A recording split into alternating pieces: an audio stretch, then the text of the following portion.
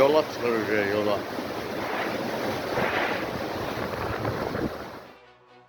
Ağsuda sel ekskavatora aşırıb. Hadisə nəticəsində bir nəfər ölüb, 3 nəfər yaralanıb. Hadisə bugün rayonun Kalva kəndi ərazisində qeydə alınıb. İlkin məlumata görə ərazidə yol təmiri işləri ilə məşğul olan işçilər yağışın başlamasını müşahidə edərək təhlükəsizlik məqsədi ilə ekskavatorun içərisinə yerləşiblər. Lakin bir qədər sonra çaya sel gəlib və güclü axının təsirindən ekskavator aşıb. Hadisə nəticəsində ekskavatorun içində olan 4 nəfərdən biri hadisə yerindəcə həyatını itirib. Digər 3 nəfər müxtəlif dərəcəli bədən xəsarətləri alaraq çətin vəziyyətdə texnikanın içində köməksiz qalıb. Əraziyə dərhal Fövqəladə Hallar Nazirliyinin xilasediciləri cəlb olunublar. Yaralılar ekskavatorun içindən çıxarılaraq Şamaxı rayon mərkəzi xəstəxanasına təxliyə ediliblər.